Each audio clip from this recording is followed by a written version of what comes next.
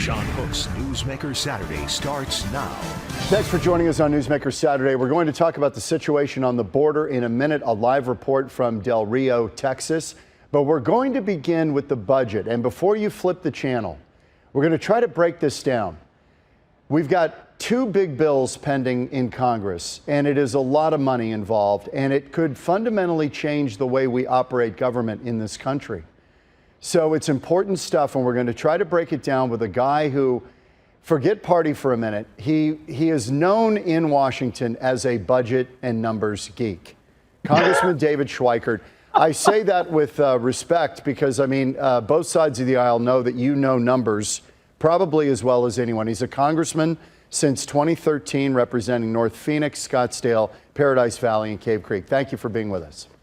No, thank you for having me. Okay, I'm going to just throw out something just to start this, because we're talking about a budget that's in the trillions, the budget reconciliation, and infrastructure is in the trillions. Mm-hmm. Okay, if we turned dollars into seconds, okay, $1 million, a million seconds is 11.5 days. 1 billion seconds is 32 years. Mm-hmm. 1 trillion seconds is 32,000 years. These numbers are insane. I remember when we crossed the $1 trillion threshold for national debt, and this was a big deal when that happened. We're now north of 30 trillion, right, in debt? We're closing in on 30. Okay. What is going on? Why are we spending so much money right now? Okay, let's do a quick set of the math, and I hopefully we don't have too many people turning off their televisions right now. You've heard of the $3.5 trillion. Well, the way we're scoring the math is that's actually closer to 5 because there's some games being played pretending that some of the transfer payments are just going to suddenly stop in a few years and not be continued. Then you have the $1.5 trillion that is being referred to as infrastructure, except the promise that it was all going to be paid for. Well, our math is only about half paid for.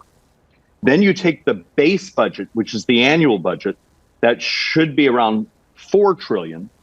But in the time of COVID, we've made it 6. So you start to stack this up, and it's the reason we are just borrowing stunning amounts of money. And the Federal Reserve has actually been buying most of the U.S. bonds to sort of keep interest rates low, but actually to allow Congress to continue this craziness. Okay, so we are looking now as a portion of GDP. How much is going to debt service? Oh, I can't tell you right off the top of my head debt service because we are blessed right now with shockingly low interest rates on U.S. sovereign debt. The total debt now is equal to entire GDP, and that's publicly held debt. Remember, we've always played this game of we're going to borrow from Social Security Trust Fund, Medicare Trust Fund, these others. And then you have the debt that you have to sell to America and the world. Right. That debt now is functionally the size of our entire gross domestic product, which years ago, we used to believe that was the moment you would start to hit debt-related stress. But we have such artificially low interest rates because what the Federal Reserve has been doing, the amount of money it's been pumped out in the last couple of years that's sitting in bank accounts, so therefore it has to go someplace, so it's been buying debt and therefore lowering the interest rates. Our real terror is what happens if we ever got back to normal interest rates. If we were at normal interest rates today, debt service would be bigger than the defense budget. So we're talking about what would be normal, 3-4%? Yeah, actually, 4 3/4, 5.5 is more of a historical mean if you look at the last 30. Okay, why are the Democrats pushing this? I'm trying to. I know there's this idea that there's inequities in society, and are we trying to alleviate that and kind of get this thing instead of the rich and the not rich? We're trying to get this a little bit flatter with everybody. Is that the idea? I think actually that's the passion. Let's for a moment, accept I'm someone that's on the conservative side and particularly more the economic side. I believe there's a passion from everyone that's here on the left and the right saying we care about the middle class. We want to help the working poor. Our argument is when you set up a society where you're going to do transfer payments. And remember, the Democrats' bill does transfer payments, monthly transfer payments to people in some categories making $220, $230, in some categories $250,000 a year. Okay, these are people who shouldn't need this stuff from the government, right? Well, but it's more important is so when you do that, you instantly close the gap on child poverty. That's a good thing. But by doing it in this approach, you so slow down economic growth that that same family by the end of this decade will be poorer because their wages will actually flatten or decrease when adjusted for inflation. But the wealth accumulation, the ability to say, I've moved up because of the economic velocity, economic opportunity, the value of my wages, my labor go up. So I move up in whatever business I'm doing. I start to have money to be able to save for the future. And the argument many of us are trying to explain is if you look at much of the Europe that actually does versions of this sort of transfer monthly payment to eliminate certain levels of poverty, when they do it up into much higher middle class, they actually create a moment where there's no movement. There's no societal movement that I'm poor today, but I'm going to move into the middle class. The middle class moves into the upper middle class. They stratify their society because there's almost no economic expansion. So it eliminates. And that's what the Democrats are about to do. They're going to kill growth. This eliminates upward mobility in society. That's your contention. That's a classic way to phrase it. Okay. But by that point, you've got everybody hooked on getting monthly checks. Is this just... Look, this is... politics? It's brilliant politics. No. I mean, seriously, it's dark because if you really had passion in caring for, let's say, the working poor, you have the miracle of 2018, 2019, where you had the greatest movement of the working poor getting dramatically less poor, income inequality shrinking dramatically, and it was because you had so much economic velocity that the labor that population sells became much more valuable. And if you care about inequity in the society, wealth inequality, there's some things we could do to eliminate child poverty, to help populations. And I do understand a lot of it's miscalculated because we don't actually add in all the other benefits, nutrition support, school lunch programs, other things aren't in those calculations. But we need people to be less poor because we've made their labors much more valuable. And the two things you can do in a society like the United States right now to crush, to destroy the working poor are happening right now. You open your border, so you functionally have 1 million, 2 million people over a short period of time with similar skill sets that are going to compete in the labor markets. And the second thing is inflation. When you look at the working poor and much of the middle class, so much of their wages go for fuel and food and those things. The reality, much of our society, much of our country, by the end of this year will be much poorer than they were on January 1st. Wow. Okay, we spent about $5.5 trillion on COVID, right, this year. We've got $1.5 trillion in infrastructure hanging out there, $3.5 trillion in the budget reconciliation. I mean, we're on path to spend about $12 trillion this year if all this stuff were to go through. Actually, it's probably $3 trillion more than that if you make the adjustments for the 10-year window. Have we ever spent like this before? No. In the history of the world, no one has ever attempted this.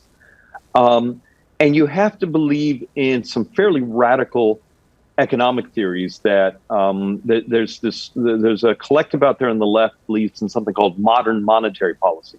We can just create magic money and everything will be fine. That has been tried for centuries, and it's always ended very, very badly. Can you give me an example? What countries? Are we talking about Venezuela, Cuba? Oh, well, it's actually Weimar, Germany. I mean, you think of when you wake up one day and you're taking a wheelbarrow in to be able to buy a loaf of bread. There's a long history of this. But what we don't seem to talk about is in the very attempt to help much of the middle class, and particularly the working poor, we're going to give them a sudden shock of, hey, they've gotten less poor, and by the end of the decade, we will have made them poor.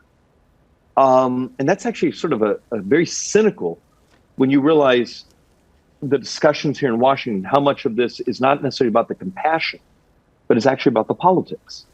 So the people who have looked at this, this kind of spending going through the system, what I'm reading is that projected GDP would drop to about 1% a year. Is that your figure? There's some models that actually even have some years of shrinkage because we still haven't figured out how do you balance out how many people will not come back into the labor market. And we have a real headwind in our country, and that is our demographics. We are getting older very fast as a society. We should be doing policies that incentivize people to come back into the labor markets and work.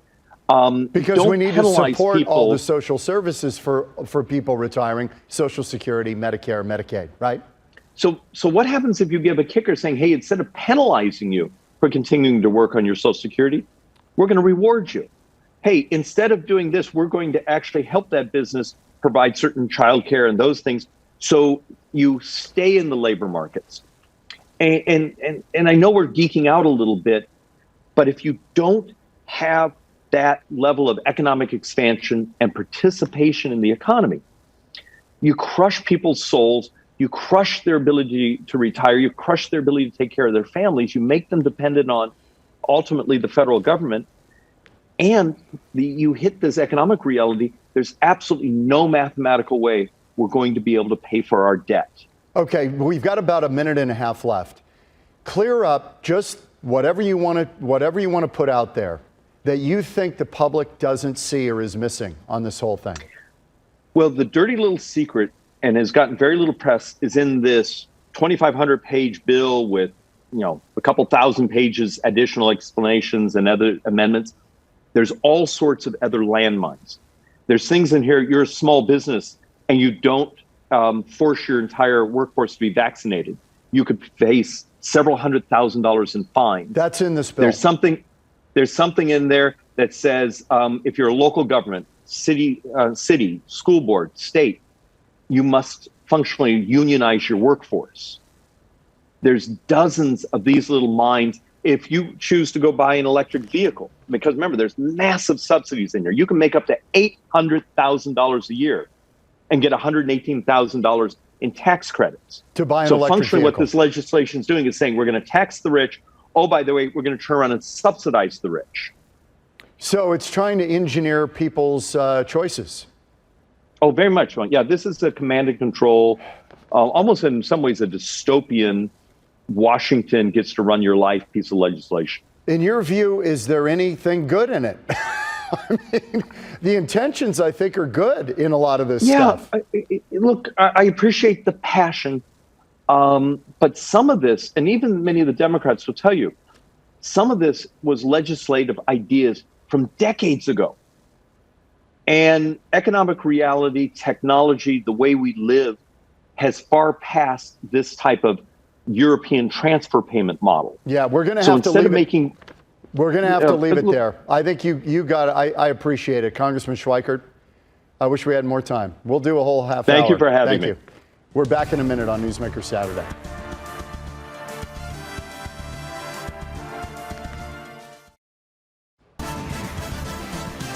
Back on Newsmaker Saturday, we're going to talk about the situation on the border. That's the other big issue going on right now. And to do that, we're going to take you right down to the Texas border, Texas-Mexico border, the Rio Grande, which is a dividing line between the two countries, and Fox reporter Jeff Paul, who joins us. Jeff, great to see you. You've done some wonderful reporting down there. Give us a sense right now of the kind of anticipation that there could be another 60,000 heading your way.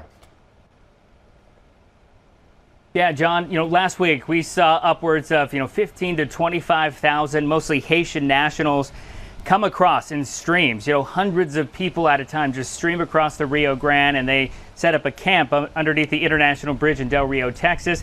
Within a week, that was essentially cleared out. But now we're hearing from both our sources and from, other countries that it's possible that there could be anywhere from 20, that's what we heard at first, to 60,000 people who are, right now at the southern part of Mexico, and they're trying to figure out a way to make it north. And some of our sources, within law enforcement telling us that according to their, tracking and what they're seeing, they could be anywhere along the U.S.-Mexico border within weeks, not just here where we're at in the Del Rio sector, which we saw last week. It could happen anywhere. And a lot of cases, you think about the border, especially in Arizona, and I think maybe a wall comes to mind. You think about the fencing. Sure. Out here in Texas, this river right here, Rio Grande, is the only thing that separates people in certain spots from the destination they want to get to. Yeah, we are seeing some of the pictures of the folks who came over from Haiti. And those people, a lot of them had settled in Chile for 2, 3, 4 years waiting to come up and make the trek northward. How are they paying for this, Jeff? Do we know? Well, when we talk to some of the migrants, and of course, some of them can't, speak the best of English, but, they tell us that in some cases they sort of travel in sections. They save up enough money, or they get an opportunity to go to a place like Chile or Cancun, and then maybe they work there, or again, get lucky, find an opportunity or just enough numbers, and then make it north and try to get to the border as quickly as they can. In some situations, it doesn't work. They have to go back and figure it out again in Mexico. But that seems to be sort of what happens. They save up some money, maybe buy a bus ticket. In some cases, they have enough money to buy a plane ticket. Some of the folks we've spoke to who are coming from as far away as Venezuela, they save up, they cash in everything, they leave behind the home, the items they own, and they take a plane and they fly to Mexico. And then from there, they figure it out. Yeah, and it wasn't lost on me last week. Everybody had a cell phone. And there was a cottage industry of people going into that encampment under the bridge that's right near you. And they figured out a way to make money charging people's phones. So once you've made it to the U.S. and then the word goes out that you've been released to the interior, Secretary Mayorkas is saying that, this could be upwards of 14,000 people who got released to the U.S. interior. These people now with cell phones are calling friends and family and saying, the water's fine, by the way, right behind you. Come on over. You're good. You're going to make it in. If you set foot in America, you're going to get in. And that word is spreading, is it not? Yeah, certainly the authorities here on the ground, whether you talk to people off camera with Border Patrol or Texas DPS or Texas Rangers, and they kind of all say the same thing. These large migrant caravans it's like a snowball effect. You've got 10 people who then tell 100 people who then tell 1,000 people, and then by the time they get to the U.S.-Mexico border, it's 15,000 strong. And yeah, people have communication. In some cases you see some people come across and they're well dressed. They have some cash, some U.S. dollars to kind of get on their feet once they get here. And certainly, I'm sure they're communicating back with people who didn't make the journey or got sent back, because in this latest migrant sort of surge by the Del Rio International Bridge, Mayorkas is saying that they sent back around 9,000 or 9,000 went back on their own to Mexico. So you think about that number on top of the other numbers we're hearing, and it could be, again, anywhere from 20 to 60,000 people maybe in the next round. Jeff, I'm trying to get a sense of why we're in this situation. It seems right now that the administration is kind of welcoming this whole thing. They're not stopping it. In fact, on Thursday, Secretary Mayorkas with a new edict about arresting or apprehending people immigrating here, migrating here. He's got a new directive to ICE. Tell us about that directive and what it means. Yeah, so this is essentially a big change compared to the previous administration, the Trump administration. During the Trump administration, ICE could arrest anyone who was an illegal immigrant, essentially, for any reason. That was the only stipulation, was if you came to this country illegally, you could be arrested. Whether that happened a lot, the numbers are differentiate to the circumstance. But under this new directive from the Biden administration, coming from Secretary of Homeland Security Alejandro Mayorkas, it's putting more emphasis on arrests dealing with people who pose a threat to national security or to just domestic security, or who are a threat to public safety. That is a huge change from the Trump administration. In fact, Secretary Mayorkas even stipulated that we shouldn't be going after people like the farm workers, people who come here and work. Those kind of people we shouldn't be arresting, detaining, and deporting. That isn't enough. That isn't enough grounds to go after that. And even double down on that, saying that if some of these people who come to this country illegally happen to speak out about the work conditions they're in, or maybe the housing conditions they're in, about a landlord, that shouldn't be enough to go after them either. That they shouldn't be penalized for speaking out. So a big change compared to the Trump administration and the Biden administration right now. Okay. And that goes into effect in about 2 months, right. November 29th. Okay, so behind you, the Rio Grande, very calm right now. Are you still seeing people crossing? Yeah, John, it's clockwork, and it pretty much happens in the morning when the water's the lowest here in the Rio Grande. There's a dam on the Mexican side where they release water in the afternoon, and that causes the river to go a little bit higher. But in the morning, when it's low, you can see a lot of rocks out there. It's just like clockwork. You get up here, you see on the hill a couple heads, you see maybe a truck pull up, and they come down. And again, you see the coyote or the guide come out and basically go halfway through the water. And then the rest of the journey is on them. And they come up on shore and they're greeted. They essentially give themselves up to Texas DPS. And it's a very calm scene. If you haven't been out here, it's really hard to explain it. But it's very unclimactic. There's just really no fireworks about it. The people sometimes kiss the ground. They kiss their hands and sort of thank God that they made it to America. It's very orderly. They walk over. Then Texas DPS calls Border Patrol, who comes and picks them up and then processes them. And it's the same thing over and over. We've been out here for days on end, and you see it every single day. And this is just one spot along the Rio Grande. That runs the entire border of Texas. Right. And so this is the change from years ago, where this was a cat and mouse game. The people entering would run, they'd flee, they'd try to avoid detection, they'd try to avoid border agents at all costs because they were going to probably be deported. Now it's like they surrender, they want to be processed because they know once that happens, they're good to go. They're probably going to be released to the interior. These, by the way, are not asylum claims, right? These folks can't claim asylum sometimes, because they came, most of them, from Central America or South America. And in some cases they can. We'll see, and it comes in waves. You'll see people from Central America, and again, wanting to make more money or have a job isn't enough to claim asylum. There are particular parameters for that. But for people who are from Cuba or Venezuela, especially people who are from Cuba, they have a decent chance to stay in the U.S. But no matter who it is, if they are claiming asylum, they're given an NTA. It's a notice to appear. It's basically saying, like, I'm going to show up on court on another day. And the Department of Justice says around 44% of those people who get those NTAs do not show up. Wow. And we have had, I believe the number now is 1 million border crossers this year. 1 million. I'll tell you. And the Biden administration talks about that and says that it's happened in other administrations, and it's cyclical. But you look at the numbers, and they are particularly high right now during this administration. There's no doubt. I mean, the numbers don't lie, and the numbers are elevated enormously from where they've been, highest in at least 20 years. Jeff Paul, reporter, Fox reporter, doing a great job on the border in Del Rio, Texas. Jeff, appreciate your time. We really thank you for your insight into this. Thanks, John. Jeff Paul. We're back in a moment on Newsmaker Saturday. As we go, let's take a look. This is the website. If you want to see past programs, this is the way to do it. fox10phoenix.com/newsmaker. There's a lot of good content there. We've covered a lot of ground over the months and years. Take a look, and we'll be back in a minute.